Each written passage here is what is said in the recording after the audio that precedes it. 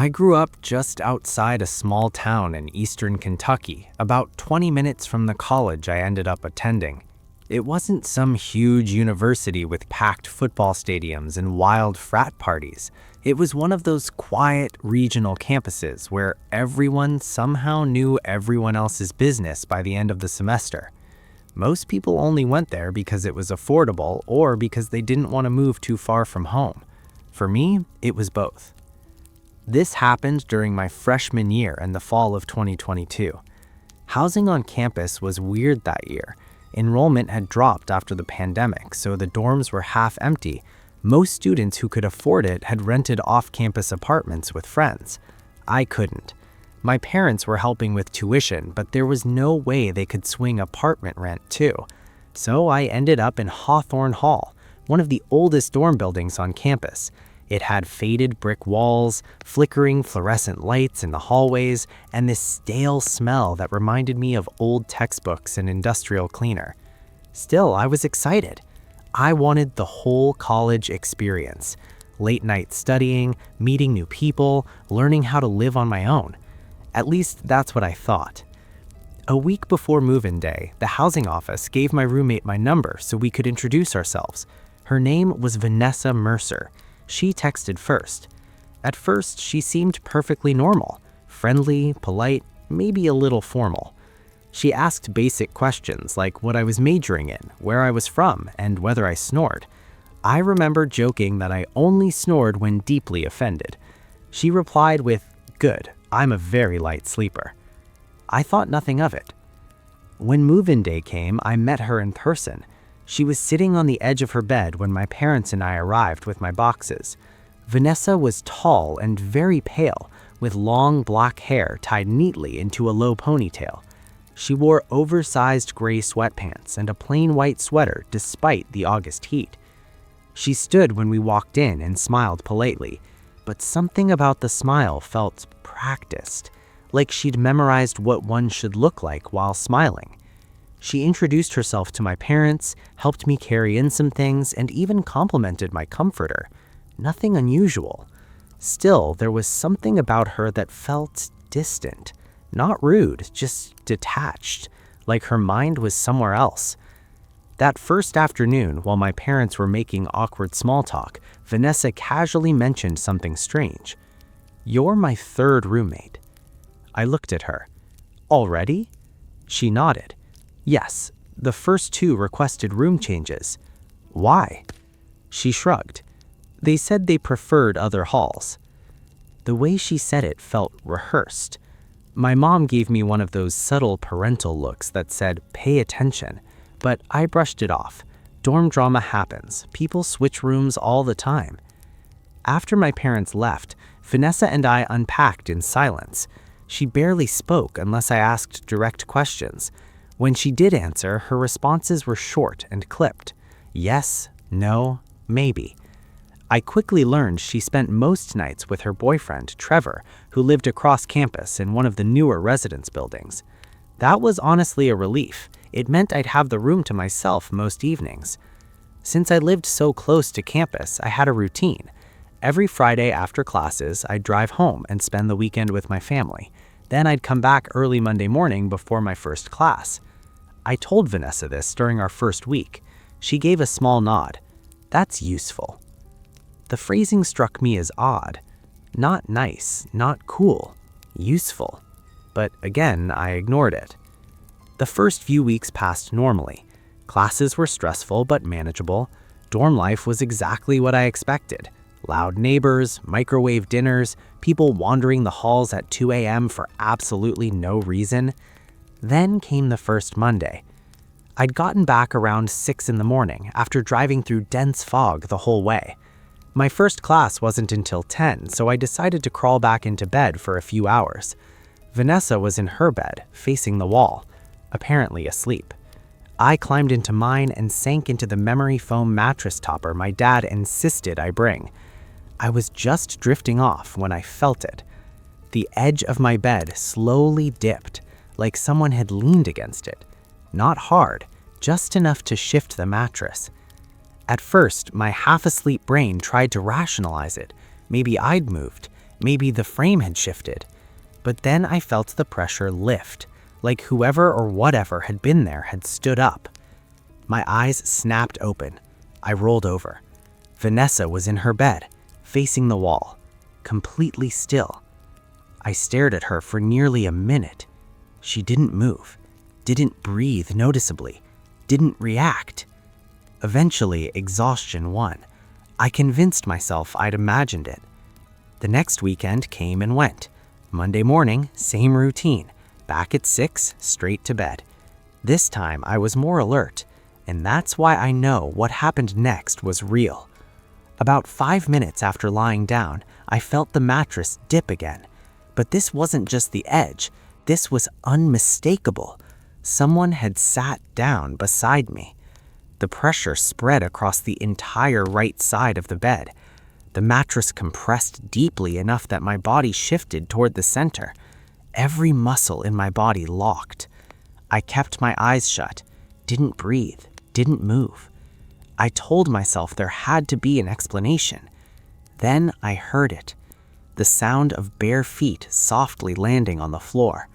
Someone had stepped off my bed. I whipped around. Vanessa was in her bed, facing the wall, still. I sat up, heart hammering. Vanessa? No response. I climbed down and approached her bed. She appeared asleep. Her breathing was slow and even. I stared for long seconds before backing away. That entire day, I couldn't focus in class. I kept replaying it. The pressure, the movement, the sound. It was impossible. Our dorm room only had one door, and it was still locked from the inside. The windows didn't open more than a few inches. No one else could have been there. I started wondering if I was sleep deprived. Maybe stress was causing some kind of waking dream. That explanation comforted me. For a while, until the third Monday. That morning changed everything. I got back earlier than usual, around 5:30. The room was dark except for the faint orange glow of sunrise slipping through the blinds. Vanessa was already in bed, facing me this time. Her eyes were closed. I quietly climbed into my bed and waited. I don't know why. Maybe part of me needed proof. Maybe I already knew. 5 minutes later, the mattress dipped. Slowly, deliberately. Someone sat down beside me. I kept my breathing steady, pretended to sleep. Then I heard whatever was there slide its hand across my back. Not a pat or a stroke, just the light brush of fingertips. The hand paused at the base of my neck. Then fingertips dragged across my heavy blanket, toward the edge of the bed. Every nerve in my body screamed, but I stayed frozen. The hand remained for what felt like forever. Then it slowly slid away. The mattress rose. Soft footsteps. Silence. I counted to 30 before turning around. Vanessa was back in bed, facing the wall, perfectly still. That was the moment I knew. I wasn't imagining any of it. And whatever my roommate was doing while I slept, she knew exactly what she was doing. For the rest of that morning, I didn't move. I stayed there in bed, staring at the ceiling while my heart pounded so hard I could actually feel it in my throat. Every instinct was telling me to get up and run, but another part of me, the part still trying to force logic into the situation, kept whispering that there had to be some explanation. Sleepwalking, a side effect of medication, some weird half-conscious behavior she wasn't aware of, anything. Anything except the thought that she was fully awake and intentionally touching me while pretending to sleep. Eventually, I heard movement behind me, the rustle of sheets. Then Vanessa's voice, soft and groggy. "Morning?" I nearly jumped out of my skin. I slowly rolled over. She was sitting upright in her bed, stretching like she'd just woken up. Her expression looked completely normal, relaxed, casual, like nothing strange had happened. "Morning," I replied, trying to keep my voice steady. She smiled. "You're back early." Something about the way she said it made my stomach tighten, like she already knew exactly what time I'd returned, like she'd been waiting. I muttered something about traffic being late and quickly climbed down from my bed. I grabbed my backpack and left for class nearly 2 hours early. I spent most of that day sitting in the campus library, pretending to study while replaying the morning over and over in my head. The cold hand on my neck, the pressure on the mattress, the stillness afterward. I tried convincing myself I was overreacting, but deep down I knew better. That afternoon, I called my mom. I told her everything. At first, she was quiet. Then she asked a question that made my blood run cold. "Did she know your exact weekend schedule?" "Yes." "And did this only happen when you came back from being gone?" I paused. She was right. Every single incident happened on Monday mornings after I'd returned from home. Never during the week, never at night, only after being away, like Vanessa was waiting for those specific moments. My mom didn't hesitate. "Go to housing services right now." I argued. I told her I didn't have proof, that I'd sound crazy, that maybe I was imagining things. She cut me off. "Abby, trust your instincts." So I went. The housing office was in a small brick building near the center of campus. I sat across from a woman named Mrs. Delaney, the residence coordinator, and explained everything. To my surprise, she didn't look skeptical. She looked concerned, very concerned. When I finished, she folded her hands and asked quietly, "Has Vanessa ever made you uncomfortable in other ways?" I thought about it for a moment, then memories started surfacing. Small things I'd ignored. The way she always asked detailed questions about my schedule, what time exactly I'd leave, what route I drove home, when I'd be back, how long I'd be gone. Then there was the drawer. A week earlier, I'd seen her unlock the bottom drawer of her desk. Inside were at least a dozen orange prescription bottles. When I'd asked what they were for, she'd smiled and said they were for a skin condition. At the time, I thought that was odd, but I didn't question it. Now it felt significant. Mrs. Delaney listened carefully. Then she said something that made my chest tighten. "You're not the first student to request a room transfer away from her." I stared at her. "What?" She hesitated. "There were 2 others before you. Both left suddenly. Neither gave a detailed explanation." My skin prickled. Why would they room me with me if there were already complaints? There were no formal complaints, just transfer requests. I wanted to scream. Instead, I simply asked if I could move. She approved it immediately. By that evening, I was relocated to the first floor of a newer dorm building on the opposite side of campus. My new roommate was a cheerful nursing major named Hannah, who talked too much and snored like a chainsaw. I loved her instantly. For the first time in weeks, I felt safe.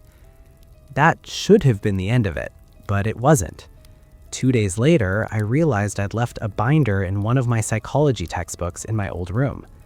I considered forgetting them, but finals were approaching and I needed that binder.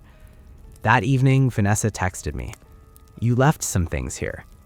I stared at the message. Then another appeared. "Come get them tonight." I hesitated before replying. Okay. I figured she'd be with Trevor like usual. I waited until nearly 9 p.m. before walking back to Hawthorne Hall. The hallway felt eerily quiet. When I reached our old room, I used my still active keycard. The door clicked open. The room was dark, empty. Relief washed through me. I stepped inside, grabbed my binder and textbook from the desk, and turned to leave. That's when the door slowly swung shut. I froze. Vanessa was standing in front of it. I hadn't heard her enter. She was just suddenly there, still, silent. Her long dark hair hung loose around her shoulders.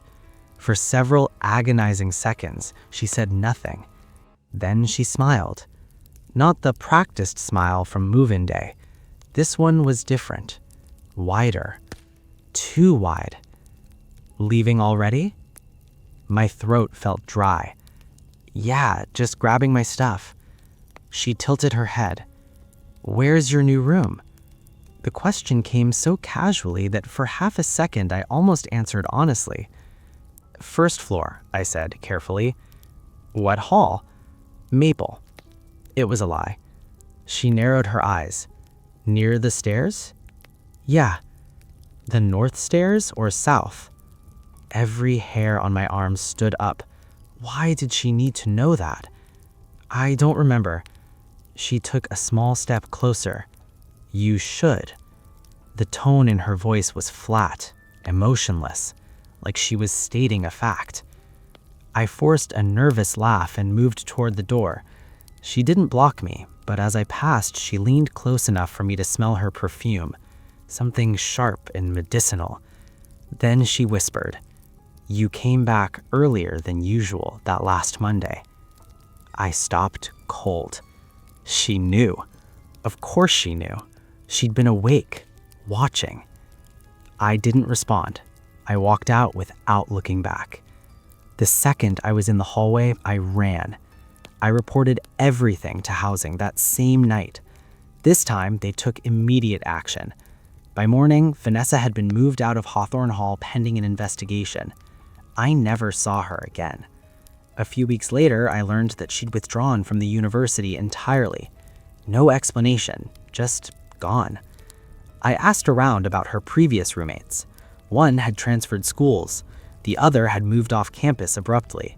Neither wanted to talk about why. To this day, I still don't know exactly what was wrong with Vanessa. Maybe it was medication, maybe some severe sleep disorder, or maybe she was completely aware of everything she was doing. Sometimes I think back to that cold hand resting on my neck, how still she was afterward, how calm she sounded the next morning, and I wonder what would have happened if I hadn't moved rooms when I did. My mom has her own theory. She believes Vanessa was testing boundaries, seeing how close she could get, how much she could do without waking me up. And that final morning, my mom thinks if I hadn't stayed still, that hand might not have remained gentle. I try not to think about that, but even now, years later, I still wake up sometimes in the middle of the night feeling the unmistakable sensation of a mattress dipping beside me, and for one horrible second, I'm right back in that dorm room, waiting for that cold hand to touch my neck again. The first time I stayed on campus past midnight, I learned that some buildings sound alive when everyone else is gone. Not alive in the comforting way either. Alive in the way an empty house feels when you swear it's listening. This happened during my final semester at Ravenhurst University, a mid-sized school tucked into the edge of northern Pennsylvania. It wasn't exactly famous for its nightlife. Most students either spent weekends getting drunk at one of the few bars downtown or locked themselves in their dorms pretending to study while actually watching Netflix. I was somewhere in between. My name's Ethan Mercer, and at the time I was 22 years old, majoring in data analytics with enough anxiety to power a small city. That semester was brutal. I was taking advanced predictive modeling with Professor Halbrook, a man whose assignments were so absurdly difficult that rumors circulated he actively enjoyed watching students mentally collapse. And honestly, I believed them.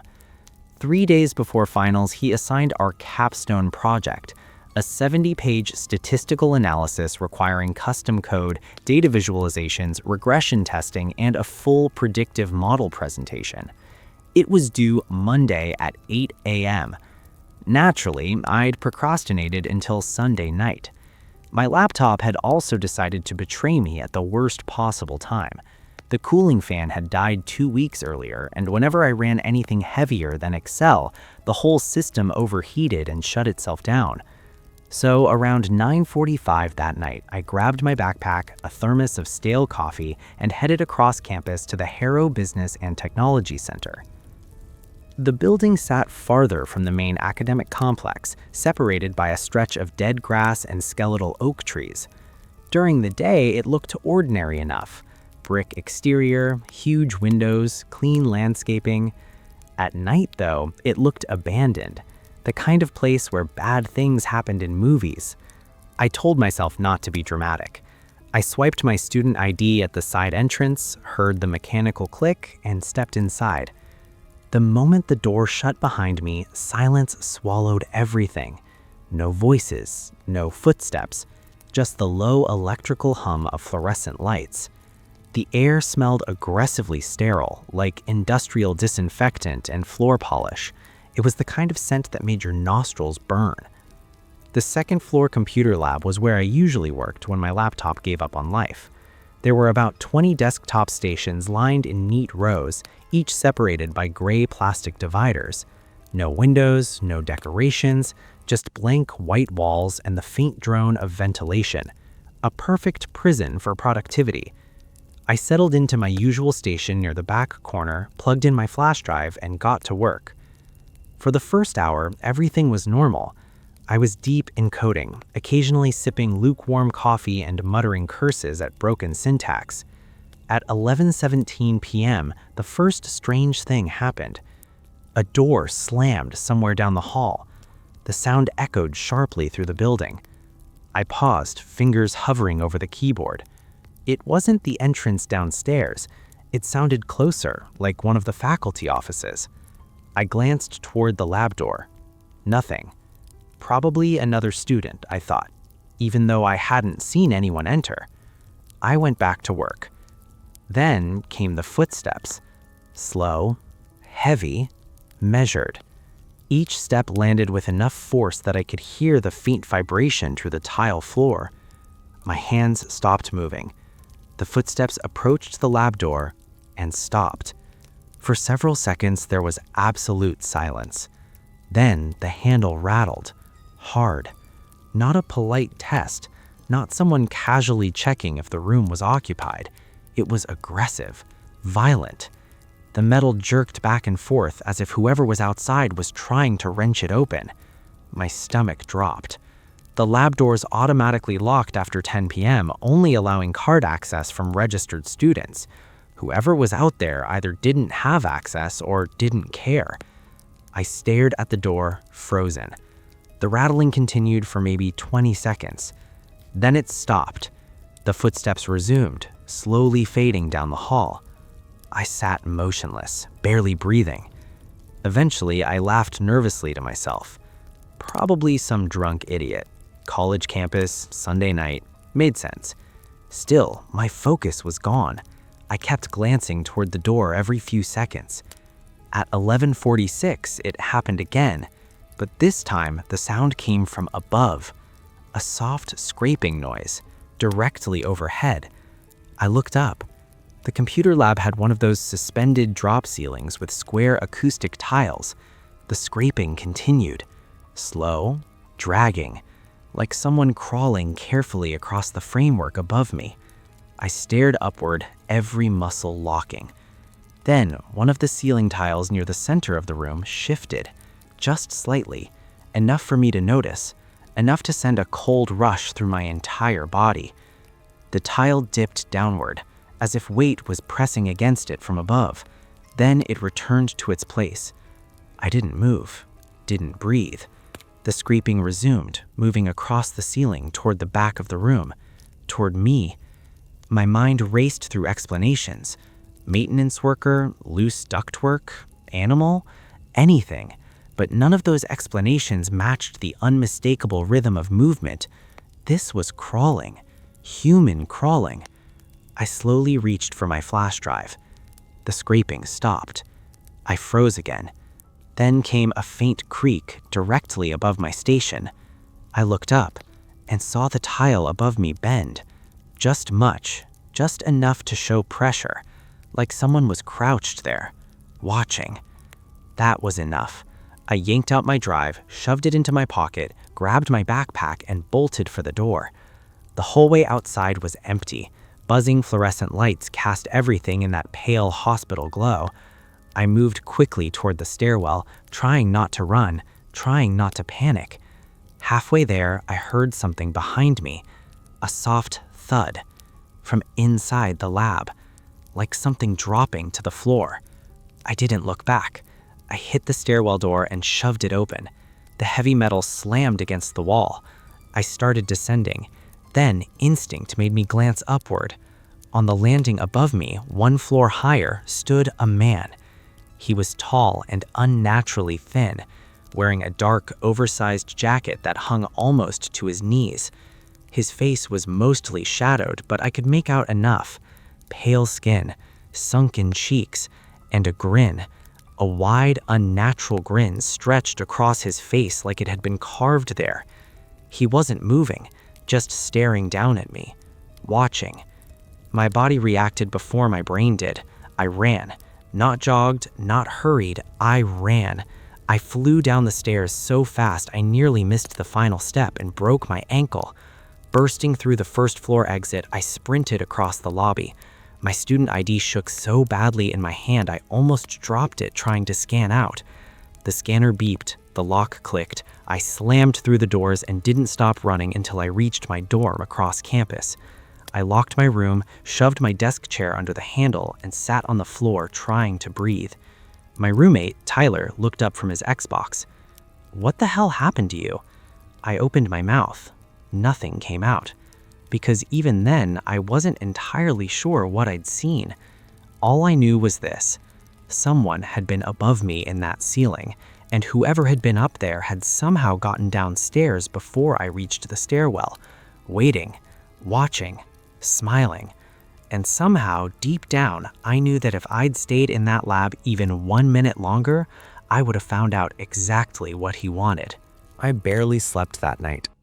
Every time I closed my eyes, I saw that grin. Not a normal smile. Not even the kind of forced smile people make when they're trying to appear friendly. It was wrong. Too wide. Too still.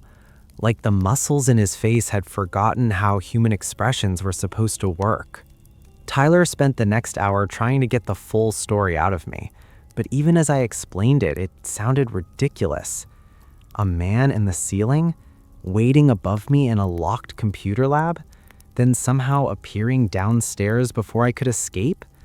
The whole thing sounded like something pulled from a cheap horror movie. "You probably freaked yourself out," Tyler said finally, though even he didn't sound convinced. "Stress does weird stuff." I wanted him to be right. God, I wanted him to be right. But I knew what I saw. And more importantly, I knew what I heard. The scraping overhead, the tile shifting, the thud from inside the lab. That had been real. I spent the rest of the night staring at my unfinished project. There was no way I was going back to that building, but there was also no way I could fail Halbrook's class. At 7:30 the next morning, after maybe 40 minutes of sleep, I made the decision I still regret. I went back. Campus looked entirely different in daylight. Students moved between classes, coffee cups in hand, laughing and talking like the world was perfectly normal. The Harrow building no longer looked threatening. It just looked old, ordinary, embarrassing even. As I approached the entrance, I felt stupid, paranoid. Like maybe Tyler had been right. Maybe exhaustion had scrambled my brain. Maybe I'd misinterpreted everything. I scanned my ID and stepped inside. The sterile chemical smell was still there, but now sunlight poured through the lobby windows. Everything felt harmless. I headed straight upstairs.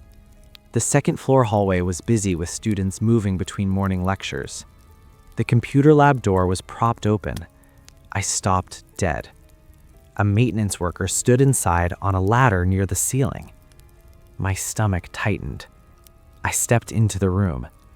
2 ceiling tiles near the back had been removed, including the one directly above my workstation. A cold wave rolled through me. The maintenance guy glanced down. "Morning. What happened?" I asked. He shrugged. "Found these knocked loose during inspection. Probably some idiot climbing around in the maintenance crawl space." I stared at him. Climbing around? "Yeah." He pointed upward.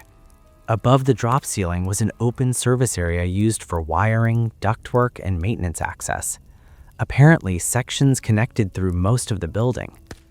"You can actually move through half the second floor up there if you know where you're going," he said casually. The room tilted slightly. I gripped the back of a chair. So I hadn't imagined it. Someone really had been up there, watching me. I forced myself to ask, "Do students ever get up there?" He snorted. "Not unless they're real determined." That was all I needed to hear. I turned in my project an hour later with shaking hands and went straight to campus security. The officer at the desk, a bored, middle-aged man named Randall, listened with visible skepticism. "A man in the ceiling?" he repeated. "I know how it sounds." "Did he threaten you?" "No." "Attempt contact?" "No." "Touch you?" "No." He folded his hands. "Then there's not much we can act on." I couldn't believe what I was hearing. There was someone inside the building after hours. "We'll review access logs." That was it. No urgency, no concern, just bureaucratic indifference. I left furious. Later that afternoon, I got an email from campus security. Their access log review showed no unauthorized entries into Harrow Business Center after 10 p.m. No card scans, no forced doors, nothing. According to them, no one should have been in that building except me. I almost let it go. Almost convinced myself to forget the whole thing. Then Tyler showed up at our dorm room around dinner, looking pale. "Dude," he said, holding up his phone, "you need to see this." It was a campus-wide safety alert. A female graduate student had reported being followed inside the arts building 2 nights earlier. She described a tall man in an oversized dark coat, thin build, sunken face, unnaturally wide smile. My blood went cold. She'd escaped by locking herself inside a faculty office until campus police arrived. The suspect was gone when they searched. No signs of forced entry, no surveillance footage, no evidence. Exactly like my experience. This wasn't in my head. He was real. And he'd been doing this before me. For the next week, the campus turned tense. Students traveled in groups. Professors ended evening classes early. Rumors spread faster than facts. Some people said he was a homeless drifter living in abandoned maintenance tunnels beneath campus. Others claimed he was a former student expelled years ago after a mental breakdown. One particularly dramatic theory suggested he'd once worked construction on campus and knew every crawlspace and service route inside every building. No one knew for sure. Then came the final incident. It happened 4 days later. A janitor named Luis was working alone in the science building around midnight when he reported hearing movement above him. He assumed it was raccoons until one of the ceiling tiles crashed down and a man dropped through. Luis later described him as smiling like he knew a secret. The intruder lunged. Luis managed to swing his mop handle hard enough to crack the guy across the temple. The intruder staggered backward and fled into the building. Campus police arrived within minutes. This time, they caught him.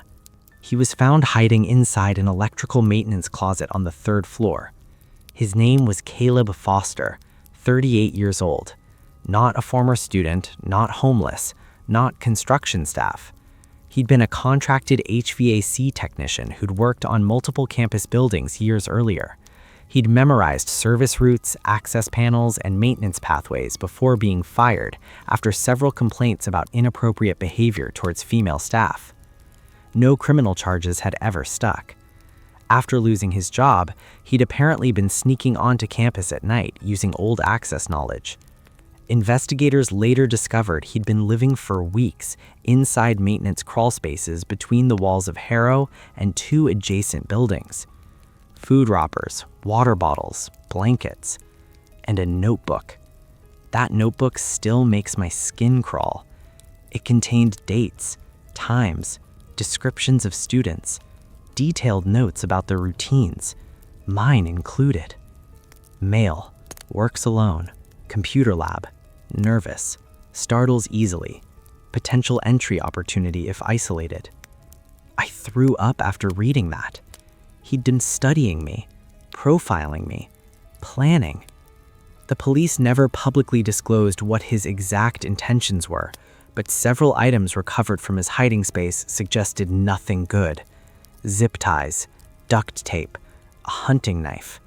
He was sentenced to 18 years after evidence connected him to stalking incidents at 2 other universities. That should have brought closure. It didn't. Because even now, years later, I still think about how close I came. If I'd stayed focused on my project, if I'd ignored the ceiling tile, if I hesitated just 30 more seconds, that grin would have been the last thing I ever saw.